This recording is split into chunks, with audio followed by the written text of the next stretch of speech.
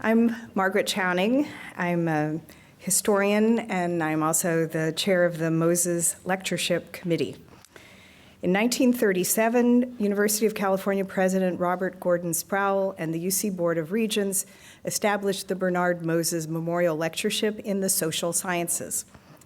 The lectureship honors the memory of the late Bernard Moses, a professor of history and political science at the University of California from 1875 to 1911, and an emeritus professor from 1911 until his death in 1930. Professor Moses earned a worldwide reputation for his contributions to understanding the problems of the Latin American republics and as a pioneer scholar.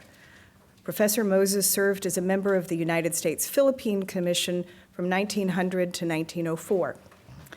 Past lecturers have included Herma Hill Kay, Nicholas Ryasanovsky, George Lakoff, Kenneth Stamp, Carolyn Merchant, Jean Lave, Emmanuel Size, Yuri Slezgin, Aiwa Ong, and Marianne Mason.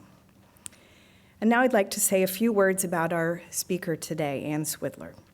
Professor Swidler is a distinguished sociologist whose work is highly influential in how scholars think about culture, religion, and social institutions.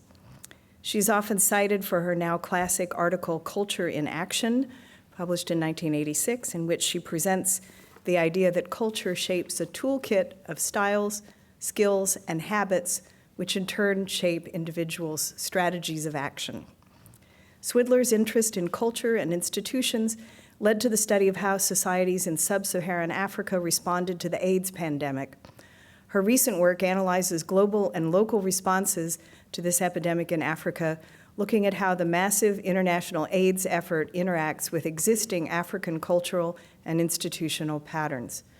Her newest book with Susan Cox Watkins is A Fraught Embrace, The Romance and Reality of AIDS Altruism in Africa, forthcoming from Princeton University Press.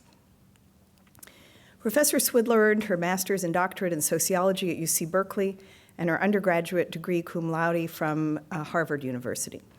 A professor in the Department of Sociology since 1987, she also taught on the sociology faculty at Harvard and at Stanford. Additionally, she has been a Guggenheim Fellow, French-American Foundation Professor of American Civilization, Fellow of the Successful Societies Program of the Canadian Institute for Advanced Research, Visiting Scholar at the Russell Sage Foundation, and Fellow of the American Academy of Arts and Sciences. Ann Swidler's lecture first inquires as to what makes institutions good before questioning how such institutions might be achieved given our current political, social, and economic conditions. Yikes.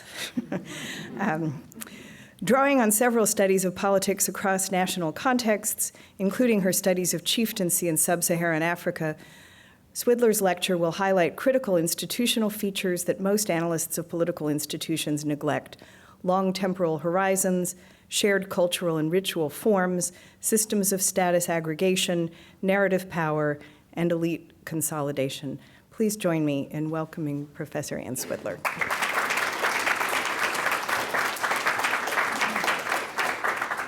Thank you very much. This is a tremendous honor, and I'm delighted to be here.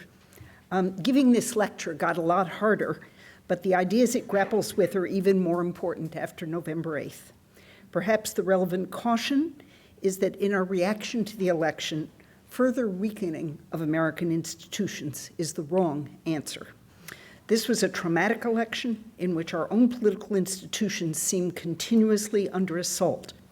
Aware of the longer-term fraying of many of the institutional practices we may have taken for granted as a solid framework for our lives, it is even more necessary to think about whether we can create good institutions. I want to begin by discussing the words of my title, one by one. I'll start with we. I am thinking of we in two potentially very different senses. One is the we I have been studying in sub-Saharan Africa. We, not necessarily all of you, of the developed West, as we look around the world and attempt, usually unsuccessfully, to build or reconstruct state or community institutions in places as diverse as formerly war-torn Liberia and Sierra Leone, or more urgently, Afghanistan, Somalia, Libya, and other failed or near-failing states, or most notoriously as we, failed spectacularly to help build or rebuild a state in Iraq after the 2003 invasion that overthrew Saddam Hussein.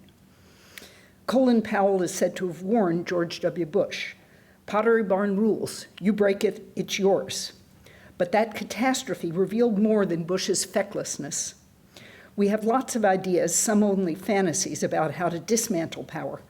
Suspicion of government, a distrust of power and of elites run deep in American political culture.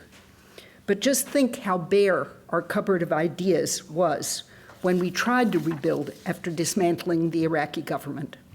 We are inept at nation building, even when we attempt to create more egalitarian, democratic, participatory, or empowering institutions. It is easy to condemn the Bush administration for giving no thought to post-invasion Iraqi law and order, for purging Sunnis from the military and the civil service, and so on. But what I find even more frightening about the failed post-invasion reconstruction is that the experts we sent to do nation building were a small group with expertise in, guess what? Writing constitutions. That is where our expertise in institution building more or less begins and ends. An idea that fits with our own political narrative, but has little applicability elsewhere. I also mean we in another and perhaps more urgent sense. We ourselves, as we now try to protect, sustain, adapt, or rebuild the institutions upon which we depend. Here we may think of institutions as precious and apparently fragile as the university itself, local community institutions, or institutions like marriage and family, or the regulatory institutions that structure our economy. We lack both theory and research about how to preserve the institutional legacies that hold our social life together while adapting to changing circumstances or reworking institutions so that they more fully embody our ideals. Now, the word institutions. The term institutions, long the province of anthropologists and sociologists, has more recently become the hot topic in political science and economics as well. The reasons for this ascendance are relatively straightforward and come from several directions. As economists and political scientists explored the limits of rational choice theories of human behavior, they faced Hobbes's question. If people pursue their self-interest, what creates and enforces the rules that govern that competition? These are the, quote, non-contractual elements of contract, essential to any contract, the rules that determine a contract's validity and the authority that enforces its provisions can't be created by the contracting parties themselves. So, scholars ask, where do the rules and the authority to enforce the rules come from? The current preoccupation with institutions also comes from more pressing concerns. After the breakup of the Soviet Union, it seemed evident that challenging power needed to be complemented by a concern with governance. And I remember this moment when the Berkeley edited journal Representations changed its editorial statement to acknowledge that criticizing power was not the only task that intellectuals needed to pay attention to. So with the dangers of chaos, ethnic fragmentation, as in the Balkans and civil war, new institutions also seem vital to meet the challenges of a global social order in which we have vast biological, social, and economic interdependencies without an organizational capacity to manage that interdependence. And that is certainly the challenge that the next generation, should we have a next generation, will face. So what are institutions? The minimal definition of an institution is a set of rules and the ability to enforce them. Or, slightly expanded, a pattern of expected action of individuals or groups enforced by social sanctions, both positive and negative. An institution may be as informal as the custom of shaking hands in a social situation, where the refusal to respond to an outstretched hand might cause embarrassment and some need for an explanation. Or institutions may be formal sets of complex rules that organize entire domains of social life, like the corporation, the university, the family, the state. It is also evident that however external and objective institutions may feel at any given moment, government, the university, marriage, and the market, are also subject to constant renegotiation of their defining features, their rules, and their actual rewards and sanctions. So the paradox of institutions, and I think this is something none of us have ever fully wrapped our heads around, is that on the one hand, institutions stand as obdurate, enduring, that's part of what the word institutionalized implies, enduring structures that are in some sense out there, and we orient ourselves to them, and yet we are also constantly modifying them. And so one of the questions is, what are the limits?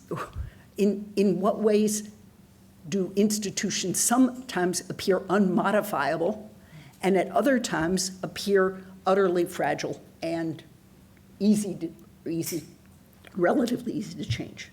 So to these features, a set of relatively stable rules and the associated rewards and sanctions that enforce these rules, I would add a third crucial feature. And for those of you who know, I'm thinking very strongly here of Philip Selznick and his, the sociological tradition from which he came. The implicit or explicit purposes these forms serve. Purposes are integral to institutions so that we really cannot understand how they operate concretely without thinking about the purposes that justify them. For example, if the purpose of a handshake is to greet someone while suggesting friendly intentions, one can decline a handshake with a smile and an apology for having one's hands full, substituting the intention for the actual action. As we have redefined formal institutions like marriage, a sense of their larger purposes has also been essential to the debate. So we modify the formal structures of our institutions in light of what we understand their purposes to be. Purposes play a more central role than many scholars recognize in how institutions work. So the university is an institution, a set of recognized structures, rules, and purposes that would allow us, for example, to know how to start a new university.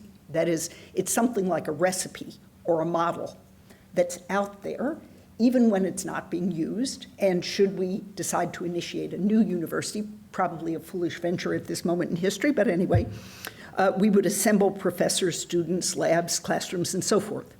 But even with all these ingredients assembled, we would deny the term university to what is only a profit-making organization without an educational mission, although this is certainly the boundary that Trump University, for example, has tested.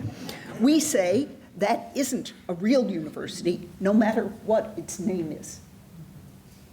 And that's, I just want you to recognize that your ability to say that isn't a real X is precisely a measure of the reality of the existence of an institution.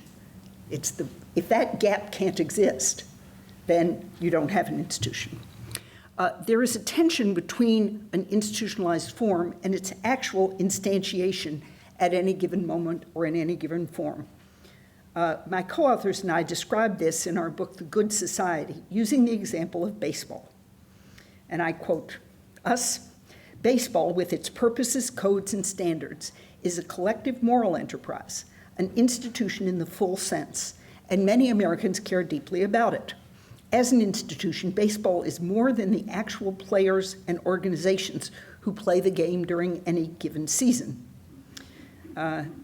This was beautifully expressed in 1989 when the former president of Yale, late baseball commissioner Bartlett A. Giamatti, announced his decision to ban Pete Rose from baseball for having gambled on the sport.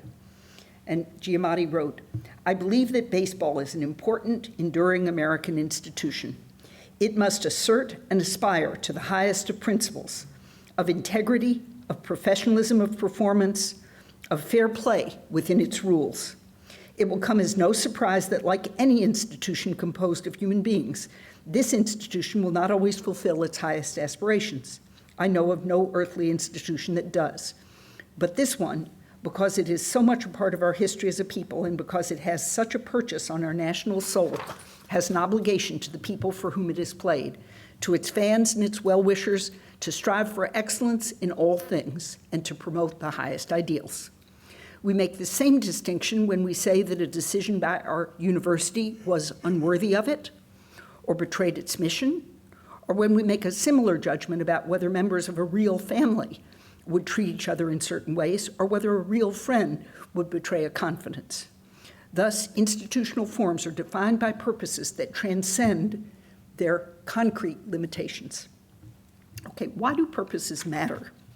Institutionally defined purposes matter not only when they sound moral and high-minded. Such purposes allow those working in actual organizations to coordinate their activities, as when a corporation sees its purpose as profit, or when a university defines itself as devoted to scholarship or learning. To use an example with which many of us are familiar, while we may be cynical about whether teaching and scholarly excellence actually guide every decision we make in the university, without a sense of such purposes, how could we decide what undergraduates to admit, which graduate students should receive fellowships, which faculty to hire or promote, and the hundreds of other decisions we make daily about grading, writing letters of recommendation, designing courses, and hundreds of other tasks if we did not have a discourse available to us, perhaps a discourse with multiple visions in contention about the fundamental purposes of the university. Those purposes link institutional models and their ideals to the nitty-gritty struggles of daily organizational life. Now, the word good. Then what are good institutions? I have a very simple definition of good institutions, although in practice it's quite difficult to measure and evaluate institutions along a single dimension. Good institutions, for my purposes, are those that create and maintain collective goods. Goods. The good maintains goods. All right. But what I mean by collective goods, and this overlaps with what economists mean by public goods, are peace and security, infrastructure such as roads and clean water, and services such as public health, education, economic opportunity, justice and the rule of law, and at national and global levels, effective responses to such matters as climate change, global health, and peace. Other conceptions of what makes good institutions, like Amartya Sen's definition of justice as the capacities that nurture human freedom, or ideas of democracy and equality, are important ideals, but building them into the definition of good institutions blinkers us, I think, since most institutions throughout most of human history did not meet our particularly modern conceptions of the good. Finally, the word create. Usually we don't imagine creating institutions, but rather inheriting them from the distant past. Indeed, while there are moments of radical institutional innovation, the Constitutional Congress of the United States, the formation of the League of Nations or the United Nations, or the International Criminal Court, we usually inherit institutions and modify them only gradually. Indeed, the conundrum we face at the current moment is that institutions seem so easy to destroy, but very hard to rebuild.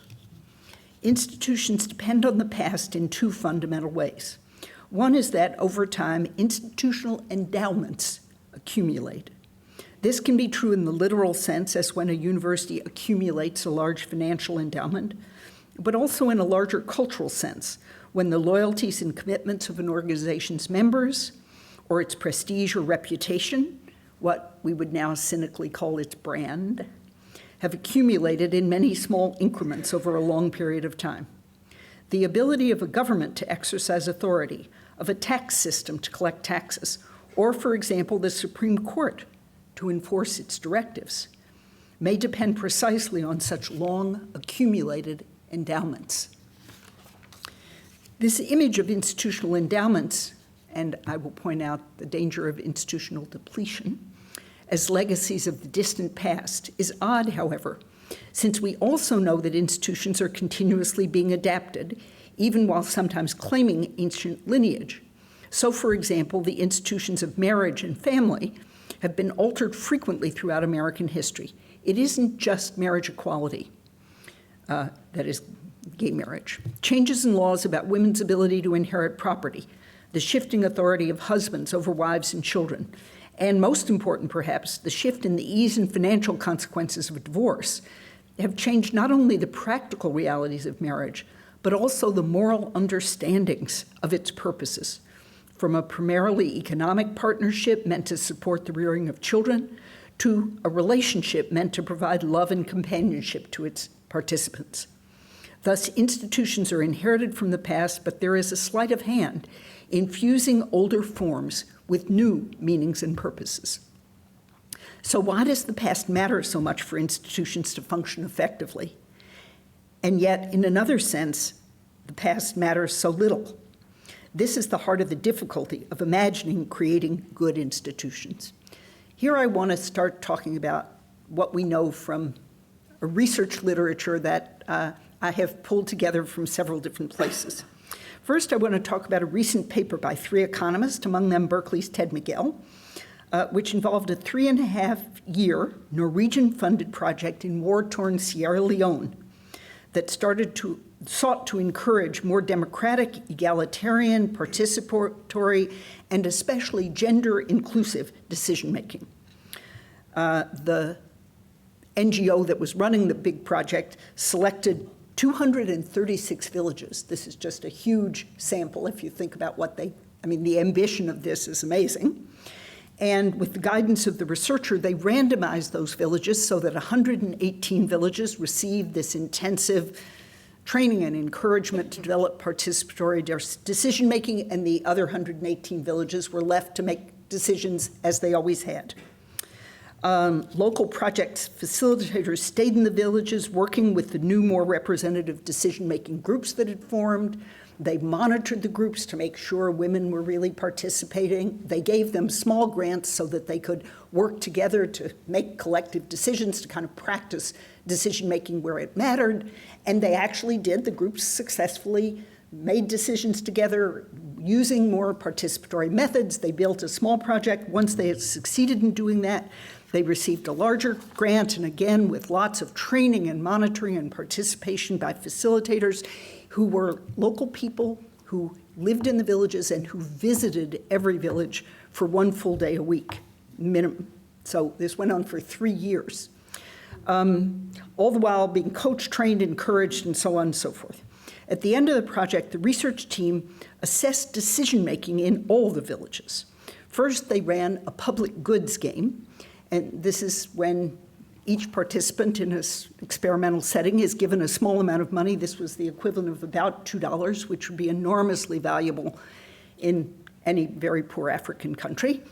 And participants had a choice about whether to put some or all of the money in a common pot where it would be spent for some village project, or whether to keep the money. And they could choose how much to put to each use. Second, the researchers, and this is the very clever part of this, I have to say, as they were packing up at the end of the study, offered each village a gift to thank them for all the participation and so forth, either a big box with a lot of batteries, small batteries, or a big box with little bags of salt that they had measured to be exactly equivalent in money value to the batteries. So there was no difference in which was more valuable. And they left both boxes in the village, telling villagers that they would return at the end of the day, and whichever one the villagers didn't want, they would take back. They also, without making explicit that this was part of their study, left behind a big tarp, like a big blue tarp, that they had used, and they just said, we don't need this anymore, we're leaving it. And then finally, they gave every village a voucher, another gift to thank them for their participation and help, the voucher for the local hardware store that could be spent however they wanted. And they had their own people who were still packing up all the stuff they had been doing in the villages observe how decisions were made, and then their research team came back some months later, and since they knew every physical structure in every village, they could judge what had happened to that tarp. Was it now forming a crucial bit of protection, waterproofing in the chief's thatched hut, which would be a very reasonable and desirable use for it from the chief's point of view, or did it have some other use? Okay, the results of this first of all, just massively ambitious project, way beyond anything we normally do in democracy building, and just way beyond what you could afford to do, actually. Incredibly intense, expensive project. What were the results? The first answer is that there was no difference between the experimental and control villages.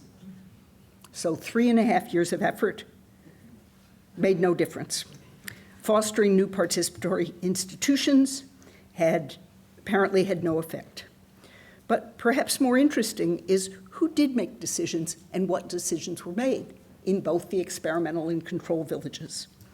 In both sorts of villages, most villagers of the public goods game gave all their money to the common pot. So Sierra Leone may have been war-torn, but it was not a place in which people did not feel obligated. And my hunch, there's some other research that would suggest pressure from the chief is what led people to contribute to the common pot, not selflessness. But nonetheless, the effect was that people gave very substantial amounts to the common pot. When it came to choosing between the batteries and the bags of salt, the chief chose. There was no participation, no gender, no nothing. The chiefs just chose. The tarp left behind, however, did not end up keeping the rain out of the chief's hut. Rather, when researchers returned to the village months later, they found that in both experimental and control villages, the tarps had been shared by village women, used to bleach their grain in the sun. Similarly, the items purchased with the hardware store vouchers had been used for village projects. So perhaps the new institutions didn't take root because chiefs, the institution of chieftaincy, was already producing collective goods. And we have to ask why the NGO assumed that participatory, gender egalitarian decision-making would be a vast improvement over what these villages already had. Now I want to talk about a second study by sociologist Stephen Cornell and an economist, Joseph Colt. In a similarly ambitious project, they compared economic development across more than 60 Native American tribes. And I have to say, this was another just remarkably ambitious project.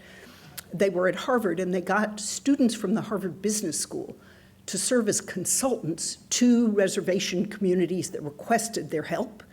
And they went for a minimum of 6 months, recorded a vast battery of economic data, and offered whatever consulting services they could offer about managing the tribe's economic welfare.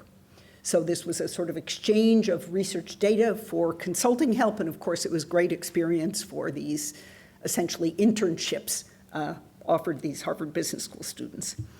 All right, they found first, and this is a very, very strong finding, that tribes' economic fortunes, this was the era before casinos, so I actually don't know how you would measure this effectively now, but tribes' economic fortunes differed radically depending on how well they were governed, not on their natural resources, local labor market conditions, or any other advantages or disadvantages of their objective economic situation.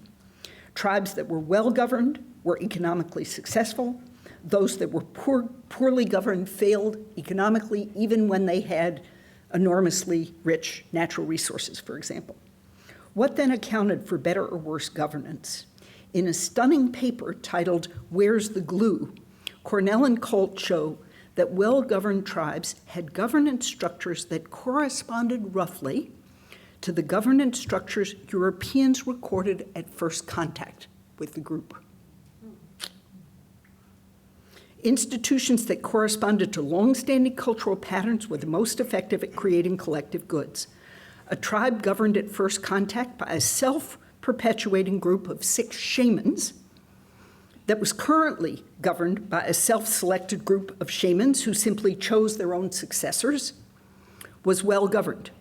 A tribe that at first contact was governed by an elected tribal council that was still run by an elected tribal council was well governed.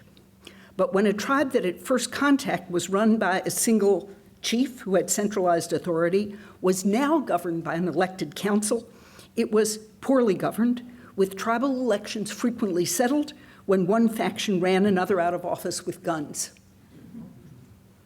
So, for reasons we don't fully understand, institutions with long embedded cultural history seem to produce better governance than what we might think of as the best institutions, however well they might function in theory.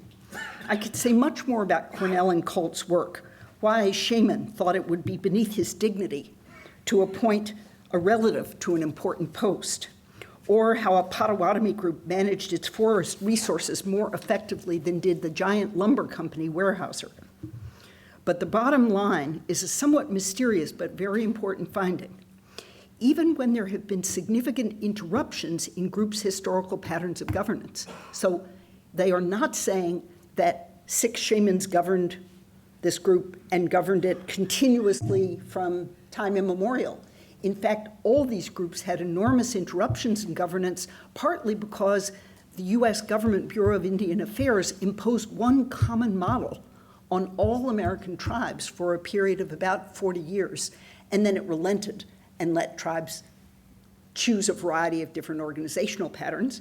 But also, there have been almost unimaginable disruptions in all these groups' forms of social life. So the federal policy forced them to redefine themselves as tribes, whatever their historic forms of social organization were. Competing bands were forced to merge in order to negotiate effectively with the federal government. And of course, populations were decimated by disease and slaughter, displaced from their lands, and often subjected to cultural genocide. Nonetheless, institutions function better when they corresponded to long-established, even if interrupted, cultural models. But must we draw the conclusion that good institutions are necessarily an ancient legacy, worked out over many generations, and that the heritage that makes for good institutions is so complex that it is almost impossible to rebuild? Since we now understand how fragile even our institutions are, this would be a truly frightening prospect. So, creating good institutions. I now want to turn this argument around by considering some of the surprising features of good institutions that I've observed during my work in sub-Saharan Africa and that other scholars have also examined, to see whether they have lessons relevant for today. First, I want to talk about reinventing African chieftaincy. Across sub-Saharan Africa, chiefs and chieftaincy, often delegitimated and in places outlawed due to chiefs' collaboration with colonial authorities, has come roaring back with Afrobarometer survey data from across Africa showing that traditional leaders are the most trusted, more than legislators or government officials of all types. Recent research from Zambia, a wonderful book by Kate Baldwin, a political scientist, has shown that chiefs help their communities produce collective goods of all sorts, wells for clean water, roads, schools, and attracting development projects to their villages. Why are they able to do this, and how?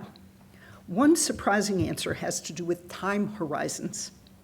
Chiefs do a fairly good job because they have very long time horizons. Their positions are hereditary, not elected. And here I'll just say as a parenthesis, that's true, although at the time of a chiefly succession, when an old chief dies, the royal family will have some negotiation, and somebody who's manifestly incompetent might be pushed aside, someone who is more respected. So the royal family itself has an investment in the continuity of its leadership and tries to put forward, I think, generally more competent people. Chiefs are also occasionally deposed if they are truly corrupt or incompetent, but that is usually done by the royal family itself. That is the chiefly lineage group. Yeah, that would be called locally the royal family. Are in their positions for life. Chiefs see their own well-being as identified with that of their communities, and they have a very long time horizon. Contrast this with the ever shorter time horizons of our current institutions. I refer not only to term limiting our legislators, but also to the implications of shareholder value for corporate governance, so that corporate boards are legally mandated to put the performance of a corporation's stock, inevitably a short-term indicator, above any consideration of the long-term endowments of the corporation, such as loyalty and accumulated skills of its workforce, investment in long-term research and development, or long-term commitment to a local community. The Wells Fargo scandal isn't just about terrible management at one gigantic bank, but about the very short time horizon of executives whose astronomical bonuses are tied to short-term performance, sometimes only to performance for 1 quarter.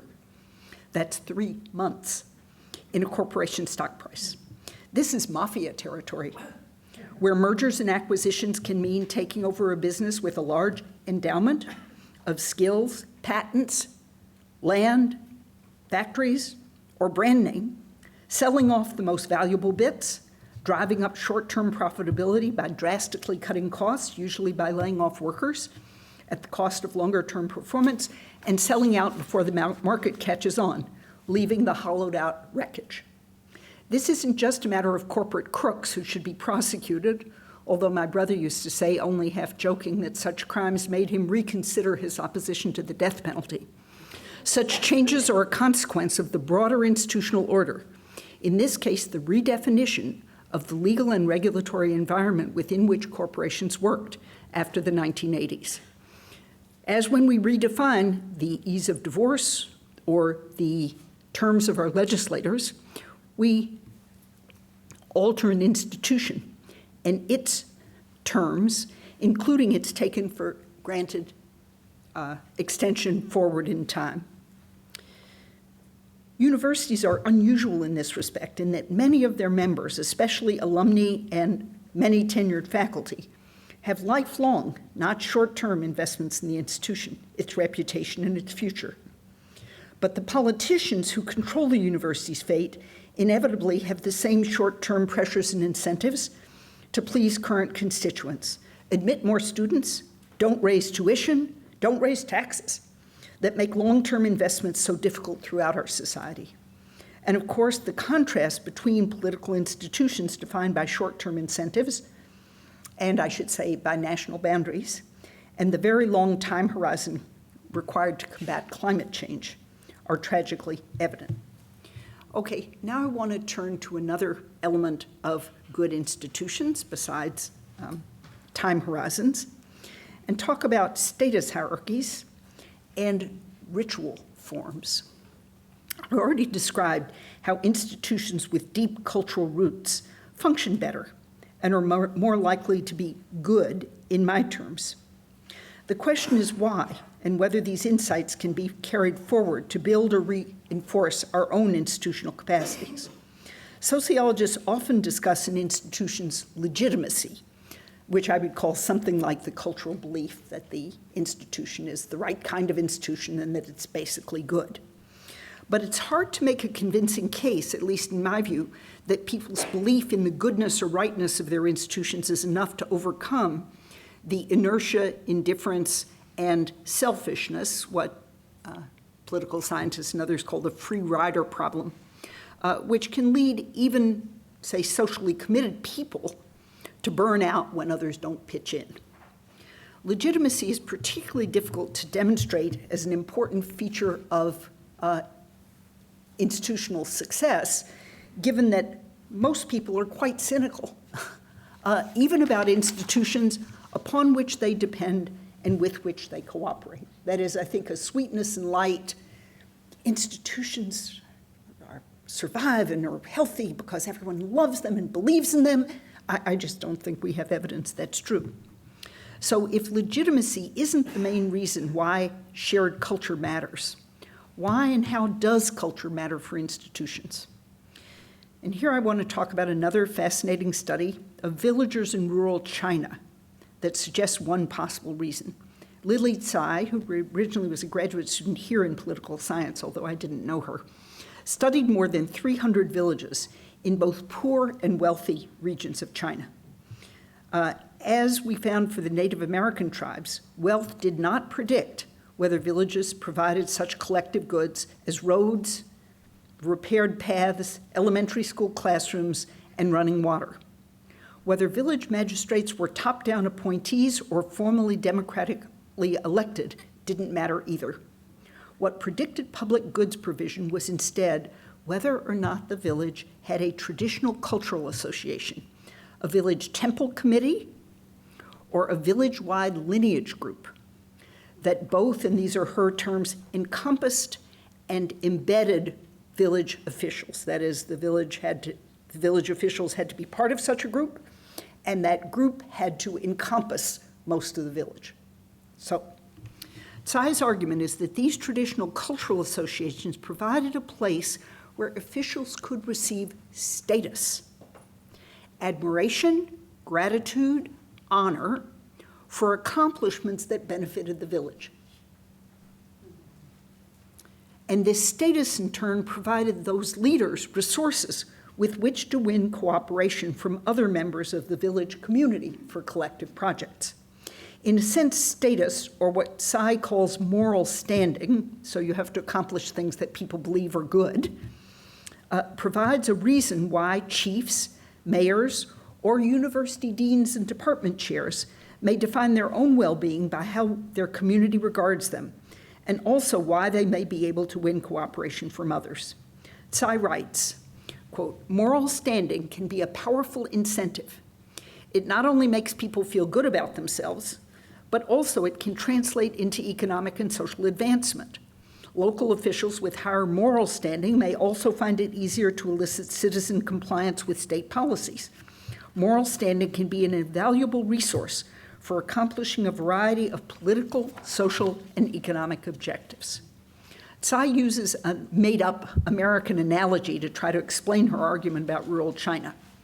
She says, imagine the mayor of a small town in the United States with only one church. Even if not everyone goes to church regularly, everyone sees the church as representative of the town community. In this kind of small town, if the mayor does something exemplary that benefits the town, the minister might very well mention his good work in front of the congregation during Sunday sermon. This, in turn, can give the mayor a measure of moral and social standing, in addition to whatever he might already possess as a public official or a member of a social elite. Increased moral standing may also make his mayoral tasks easier to carry out.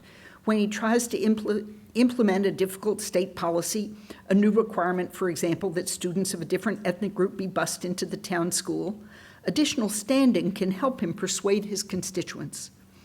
And she literally has in mind, minister goes up to some leader in the town and says, look, I hope I have you with me on this. And if that mayor has a lot of status, people defer and say, oh, yeah, I'll be with you. You can count on me. That's what she's talking about. Moral standing can make citizens more likely to trust the mayor and defer to his judgment, and can win over particularly stubborn opponents of the policy.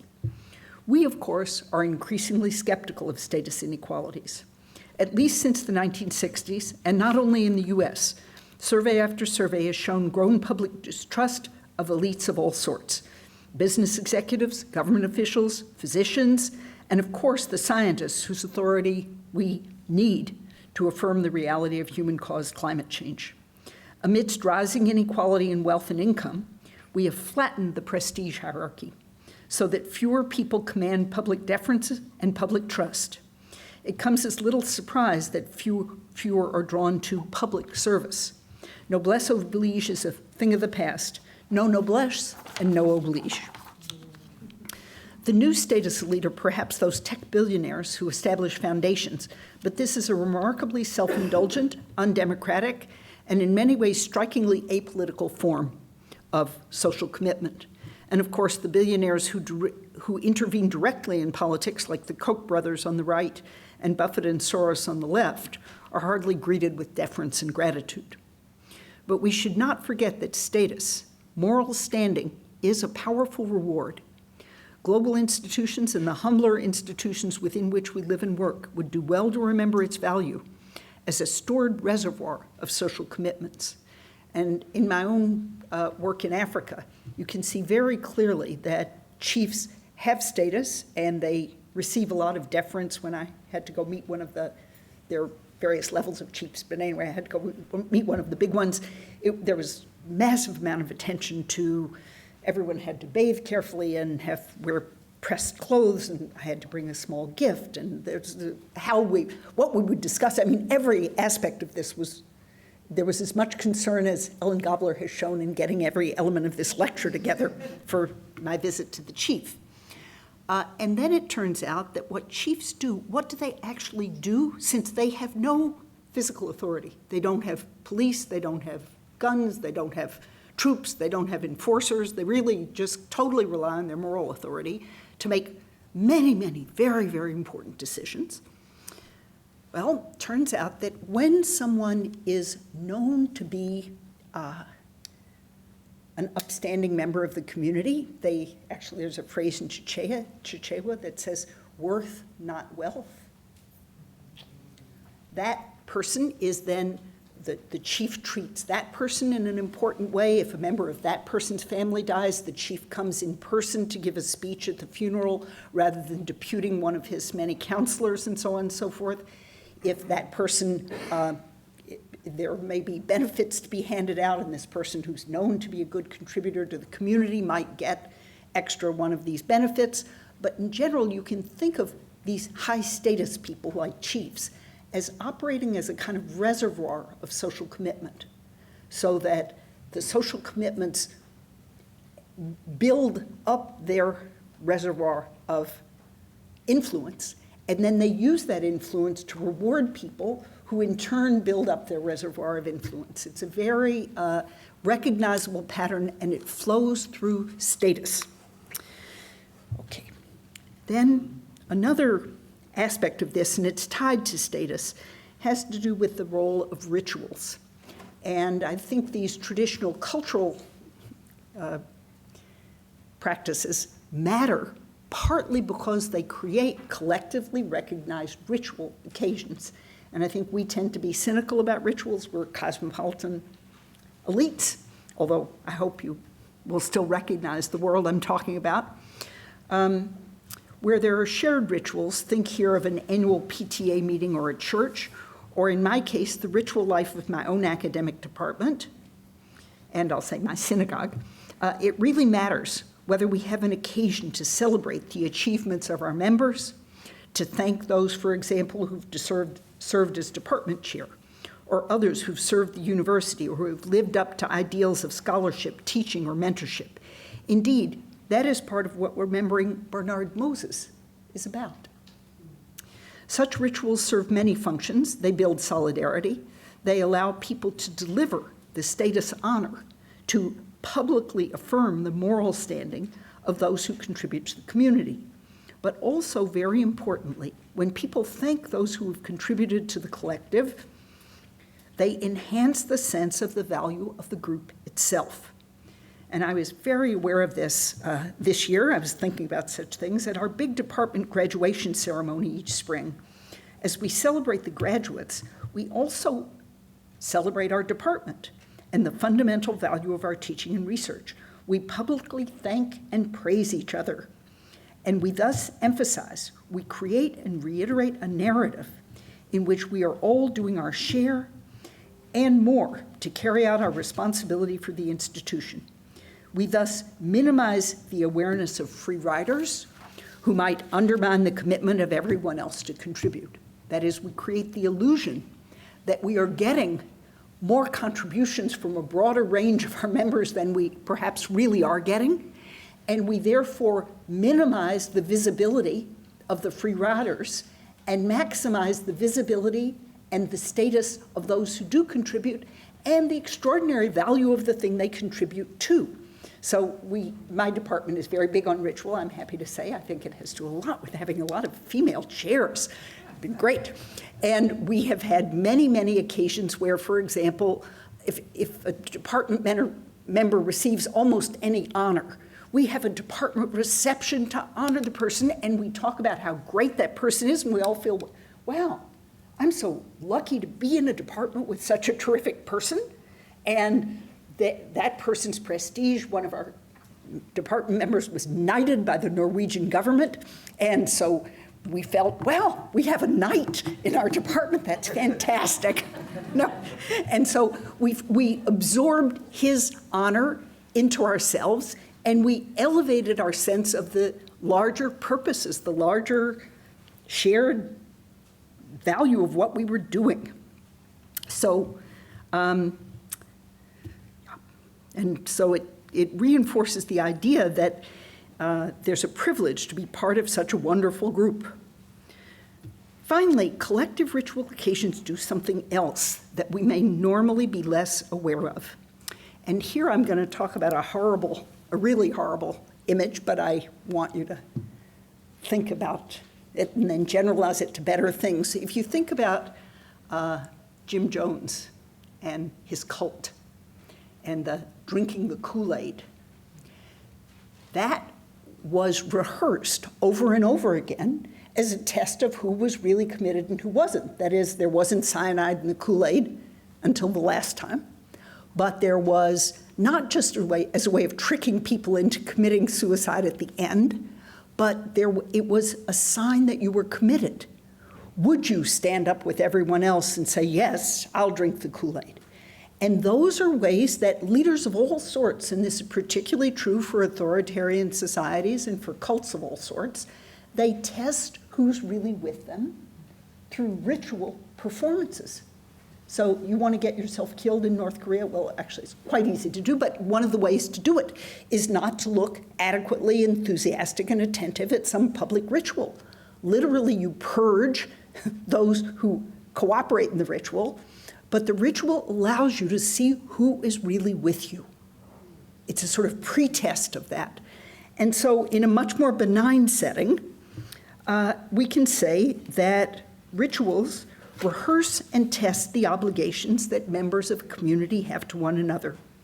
You may sometimes have wondered, as you shelled out money you can't really afford to attend a wedding or a bat mitzvah in a distant city for relatives you hardly remember or with whom you have very little in common when you do see them, why you are going to the trouble of doing this. But your demonstration that you are willing to put in that effort, spend that money, tightens those bonds and makes them real. So people often think that rituals celebrate what already exists, but rituals actually enact and bring into being things that potentially exist. I'm thinking, for example, of the many weddings and bar and bat mitzvahs I've seen, where a divorced couple has to decide how they are going to physically handle the complexities of the ritual. Well, I turn it around in my head and I think the ritual exists partly because it is the place where people publicly enact and therefore reaffirm their bonds to each other. And they don't just reflect the bonds that are already there, they construct new publicly validated definitions of those bonds. So when I saw the divorced parents of one of my nephews, walk together with him, stand together with him at his bar mitzvah, I knew they were saying, we will put you first above our disagreements and our distaste for each other, and we will be there for you when you need us. I don't even know that they always were, but that declaration, that public declaration, shifts the ground. It enacts, and in a sense, the community then monitors those public commitments. So ritual occasions create the moments when people symbolize their loyalties.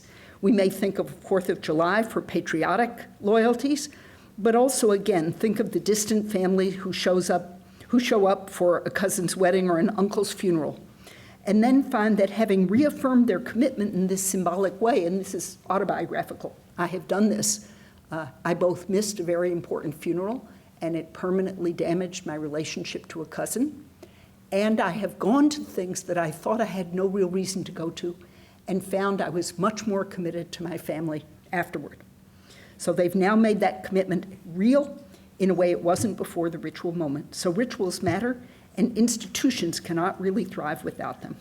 Returning to Lily Tsai's work on Chinese villages, we can see how village temple activities strengthen the capacity of village institutions to produce collective goods.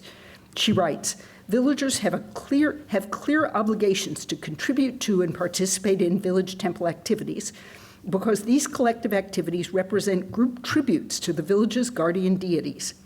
Village residents are expected to make donations to help fund these activities. The names of donors and the amount they donated are posted publicly on the temple wall.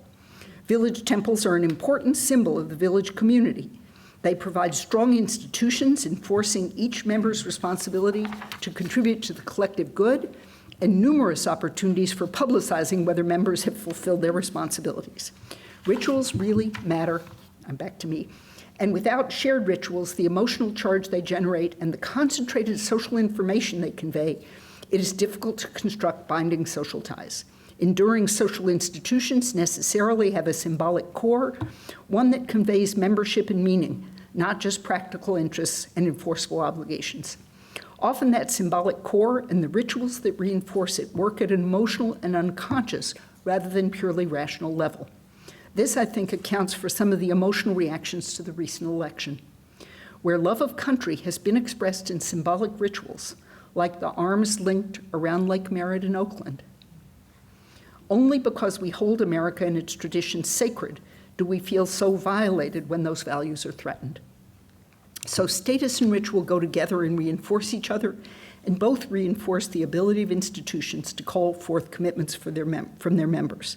Now I want to return, and this is my last point, big point, a couple other small points, to the practical issues. Who gains and loses?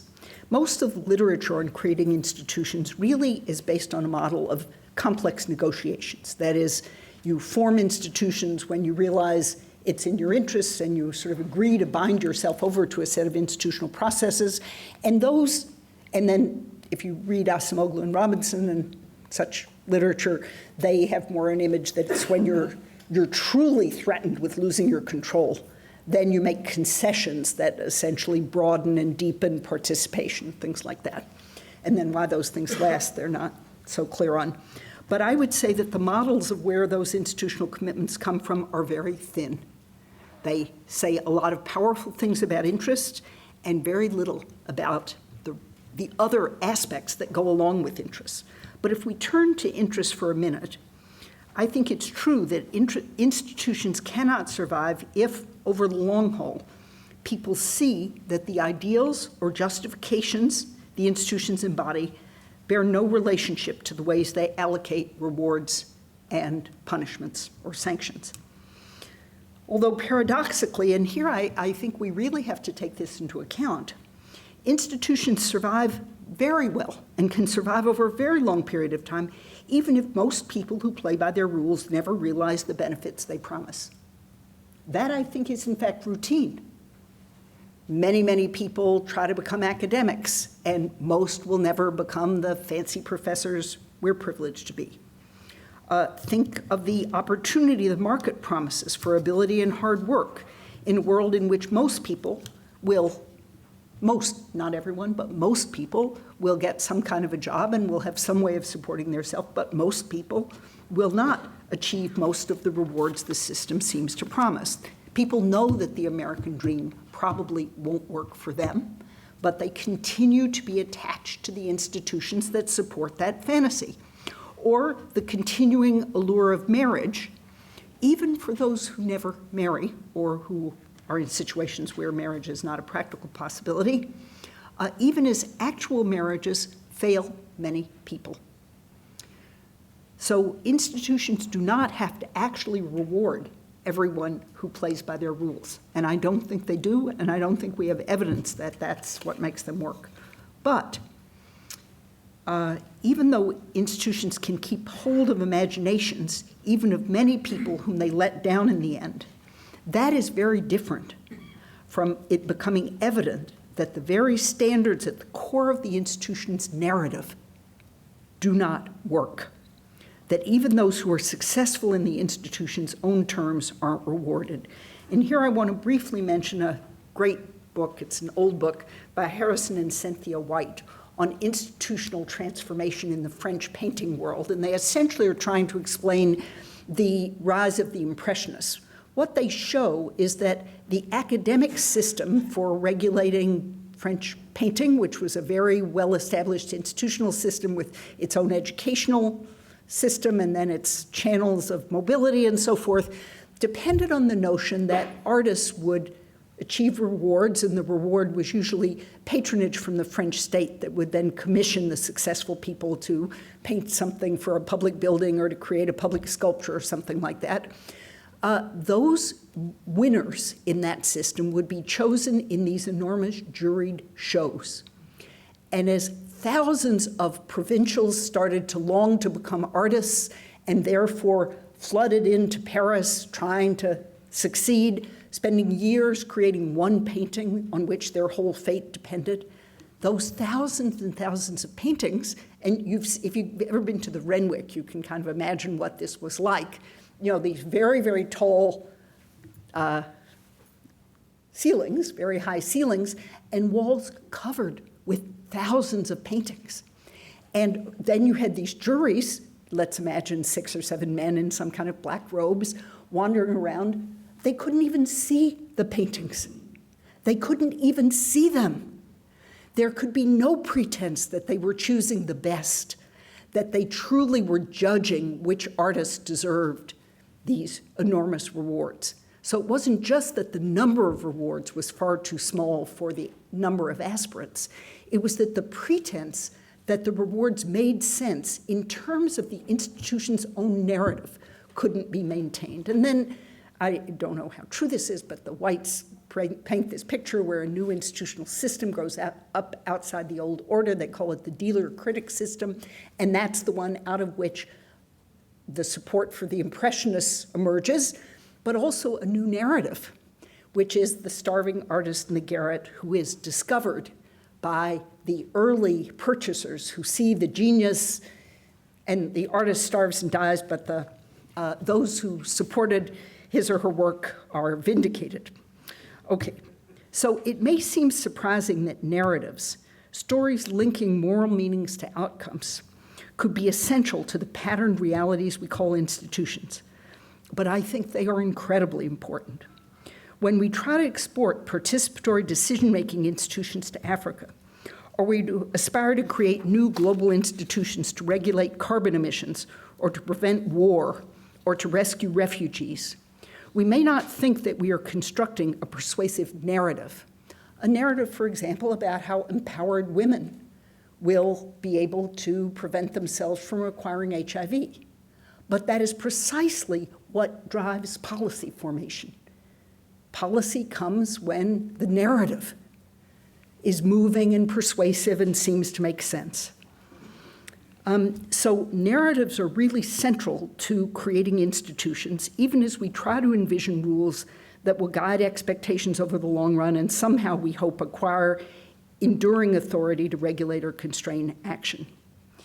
Indeed, I think good research suggests that creating new institutions usually means, in fact, not creating institutions from scratch. It usually means adapting pieces of already existing institutions, and I think narratives play a critical role in this process. I think that's why in the Cornell and Colt findings, it matters what Native American groups' governance structures were a long time ago, even when there isn't continuity in the actual concrete institution. And I want to use just a couple of last pieces of research to suggest that this might be true without having done research that can show that it actually is true. And one is a book on Africa by an anthropologist, Sandra Barnes. The book is called Patrons in Power. It's a wonderful study of what happened in a suburb of Lagos, Nigeria, when enormous numbers of people, millions, had moved into an unincorporated area outside Lagos. So they had no political representation and no way to get services like running water and sanitation and so forth. What did they do? And these were groups from multiple different ethnic groups. They weren't even all Yoruba, let alone from the same Yoruba tribe. They created chiefs. They invented chieftaincies. And then people who wanted to be chiefs invented genealogies that legitimated their chieftaincy claims. And so what's fascinating is these weren't actual chiefs who set up shop there. This was a collective attempt to create legitimate forms of political authority and political access by taking the familiar narrative that everyone could recognize about how you form yourself as a collectivity and what it means to be represented politically, and then inventing brand new chieftaincies, which in fact got them representation. I mean, then those people had a lot of influence. They could go to politicians. There's a very similar story from totally different historical era, which is from a book that's much too complicated to summarize, but Rick Bernanke's book, The Fabrication of Labor.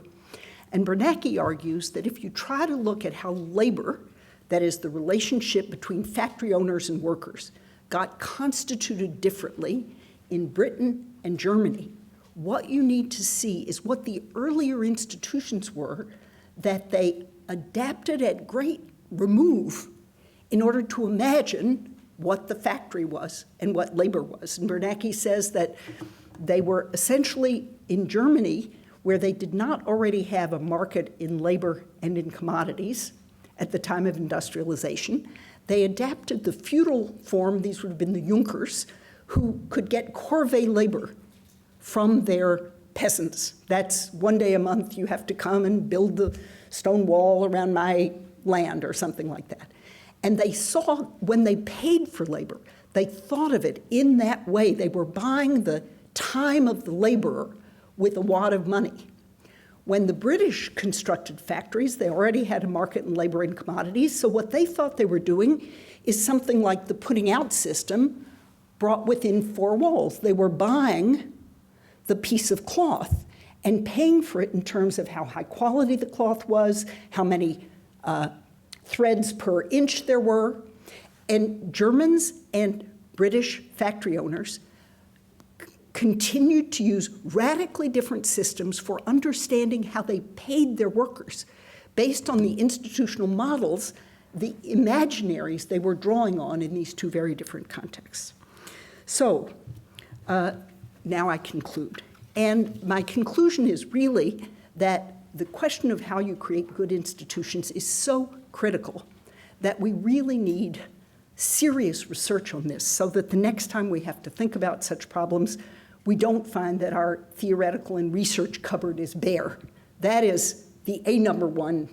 This is not a problem I'm going to solve. This is a problem I think is urgently important. But I have a couple of final morals of the story.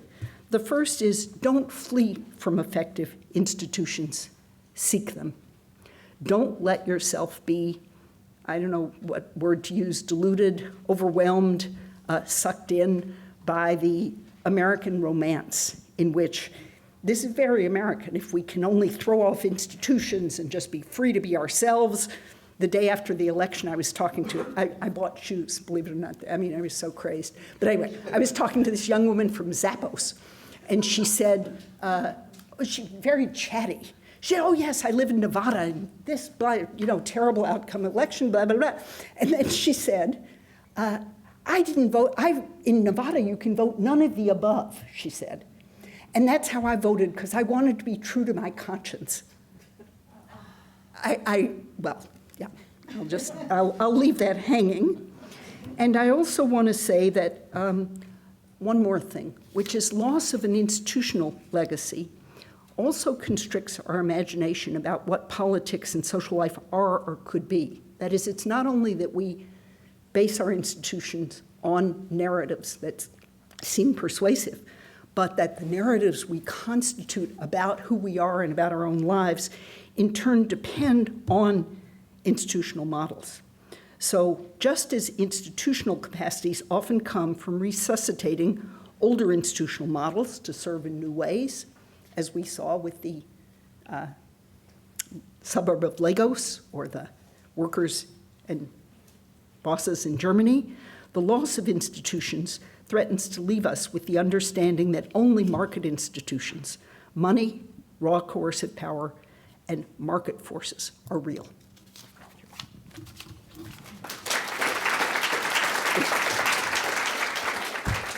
I have two issues/questions I'd like to raise. One is coming back to your definition of good and good institutions. And good, I mean, we may know what is good versus evil, but good can have many definitions. And one example is the election. And you talked about people gathering around Lake Merritt. Well, there are people, this was a very tiny, tiny majority, not the popular vote, but the Electoral College vote was tiny. And there are people who felt that voting for Trump was good and that government will be good. So I think we need to recognize good. I was watching television the other night, and a potential secretary of, I guess, the Interior said, climate change, saying that climate change is caused by man is silly. We don't agree. I assume nobody in this room agrees. But that is one definition of a good institution. So I think we need to, I mean, that is one person, perhaps a group's definition of good. So good institutions can differ. My other comment is a lot of your work has been about NGOs and criticizing NGOs. You didn't mention that here. But NGOs, there are lots of NGOs, but that is an institution that, and I don't know, do you want to say something about NGOs? Oh. Yeah, let me try to address this thing about good. So I was, one reason I defined good institutions really by this set of outcomes, which is that they produce, I don't know what you'd call, but let's call them public goods in the economist's sense, rather than all the other things I might think make institutions good, like being inclusive and democratic and participatory, or being, just by my lights, or being, representing my ethnic group, or, representing God's will, or this and that. I mean, I agree with you that when it comes to people's moral understandings of what's good, I don't think actually we face chaos. It might feel like it. I actually don't think that's true. But it's true that people can have, profoundly different starting points for thinking about such issues, and they can end up, looking at Nissim Mizrahi here, but they can end up so profoundly divided in certain ways that the whole set of premises they have about what their common life should be really create divisions they can't bridge.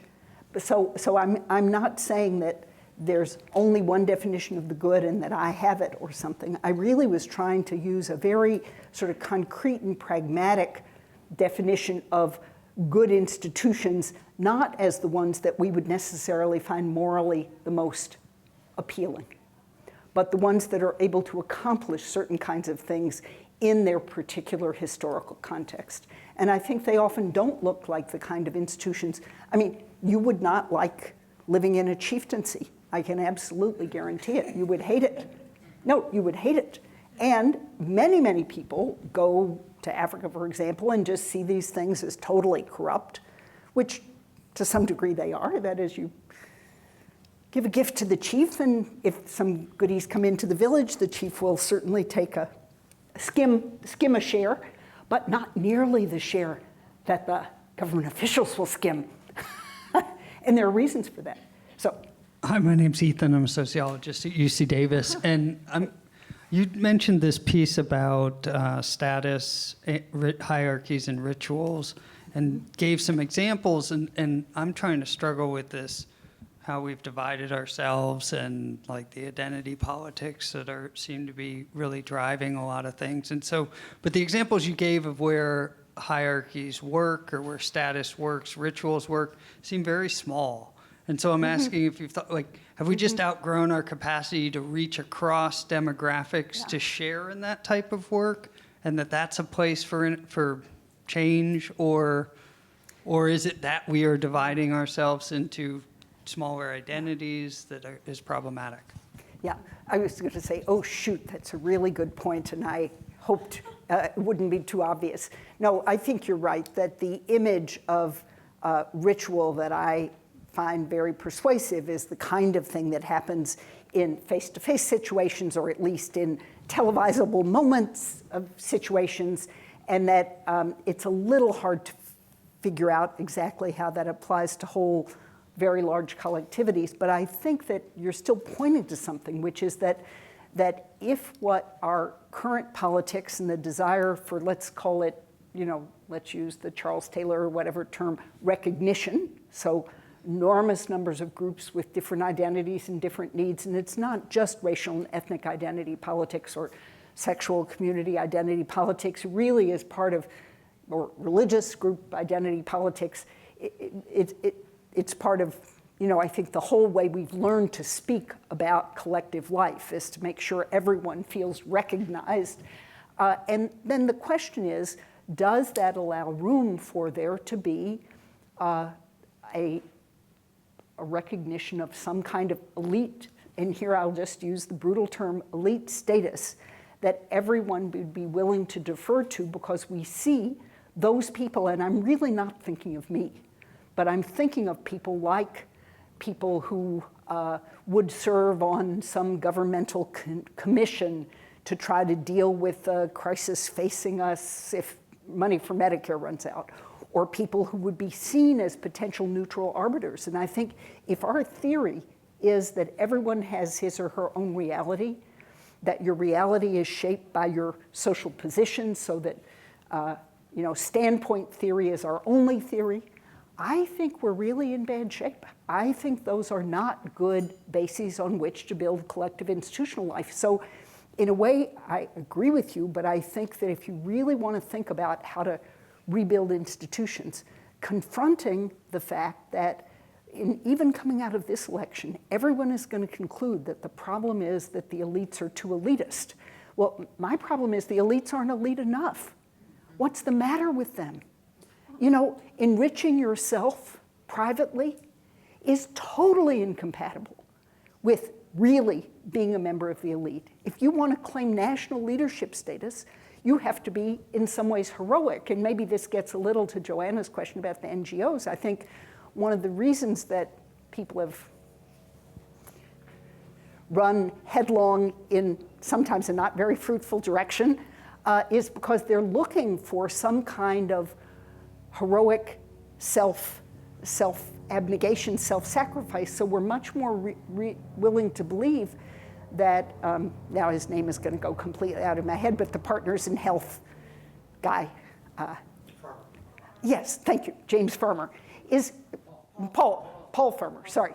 That James Farmer is someone else important, but not, Paul Farmer has a kind of heroism, a kind of genuine elite status, a kind of genuine willingness to sacrifice for the public good that allows sort of the collective imagination to focus on him and the vision he's offering.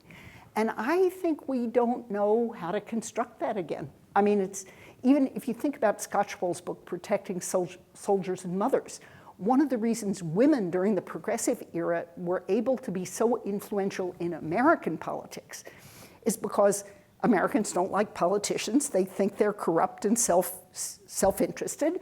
And women were seen as above politics because they didn't have the vote, because what they did was seen as really being for the public good. So they could mobilize some kind of prestigious commissions and things. That's exactly what they did do, to study the problem of tainted milk or the problem of infants dying or the problem of rat feces in the meat or whatever it was, and try to get reform. So I think realizing that we've gotten so good at being suspicious of elites that I think it's actually undermined our ability to think about what we need going forward.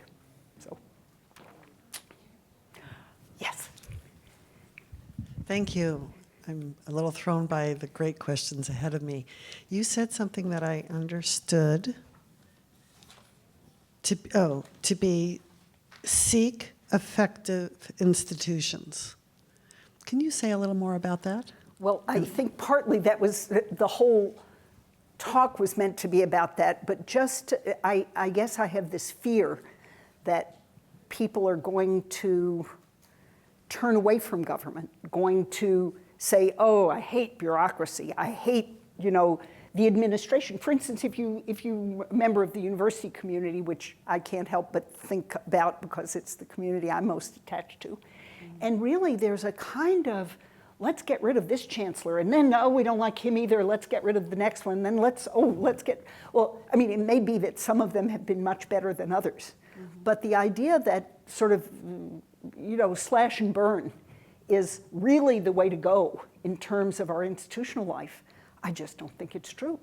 And so that I'm not justifying any particular person who was either incompetent or self-dealing or corrupt or didn't tell the truth, but I think the level of sort of savagery that we think is now appropriate toward anyone who attempts to take a position of leadership, if that's our style, then don't we really expect leaders to be demagogues who can just ride roughshod over that? Because any reasonable person, how could he or she stand up to it? So, you know, that's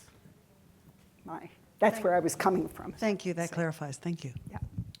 Talk about what the difference is between your idea of endowment and the idea of legitimacy that is used to evaluate the extent to which people respond to the purposes that you talked about and the principles that are embedded in the purposes of the different institutions. It seems to me that's what legitimacy is about, is an evaluation that's continual and perpetual, that people are constantly doing about every institution that affects their lives, and that it's a lot different than just an endowment of something.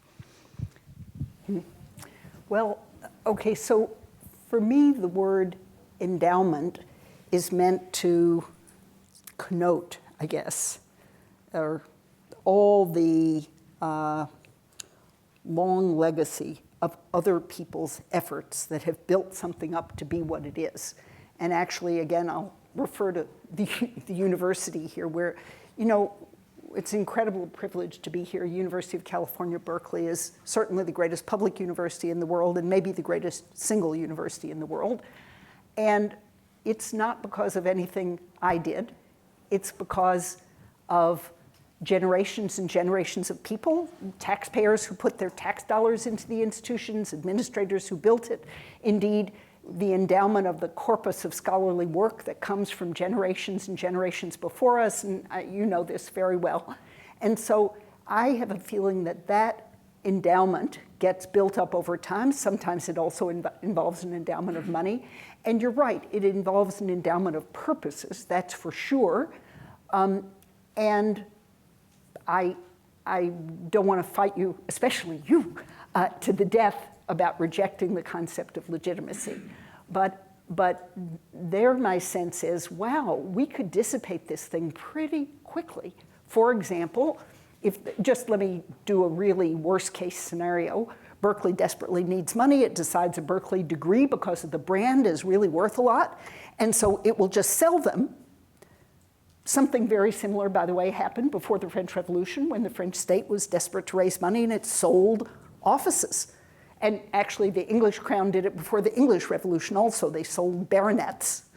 So, you know, it's not impossible if you're desperate enough, and you just would sell degrees or sell them for some, you know, minimal amount of symbolic effort, knowing full well they didn't really represent anything, and then you would spend up that endowment. You would deplete it almost overnight. So that's the sense in which I think of endowment, as that sort of accumulated set of commitments and resources, and so I guess that's how I mean it. Now, I agree with you. The reason I don't like the term legitimacy, or at least it's the fallback when people try to explain why culture matters for institutions. The thing they grab first is the word legitimacy, and they tend to mean by it a belief that the institution is right or good or the way to do things. And there certainly is, that's going to make a difference. For example, if at some point the Supreme Court tells Donald Trump that he has to do something and he refuses, you can kind of imagine Americans rising up or, you know, and saying, wait a minute, our system is that the Supreme Court is the ultimate arbiter of national law, and people have accepted that for generations, and we regard it as illegitimate for you to violate a Supreme Court directive. And that would be classic.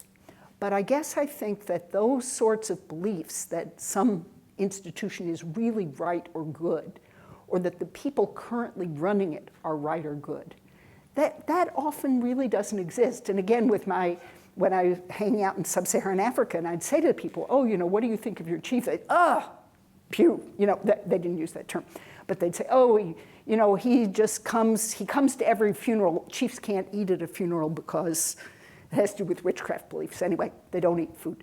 But he said that he comes and he doesn't eat, but he brings his 10 counselors, and they eat you out of house and home, and this is a very vital thing for people who are very, very poor. And so I said to this guy, I said, well, then why don't you just, refuse to obey him? He just looked at me as if I was out of my mind. He looked at me as literally, I think he couldn't believe I had said such a thing. And the reason was, he said, but what if, and he could hardly get the words out, what if someone died? And what he was saying is that you couldn't bury your dead. You couldn't bury your dead without this guy. So even if he himself is a bad chief, chieftaincy it's what makes the world run. So I guess if you will accept that legitimacy doesn't mean thinking chieftaincy is good, it means thinking that chieftaincy is actually how the world runs. Please join me in thanking Anne.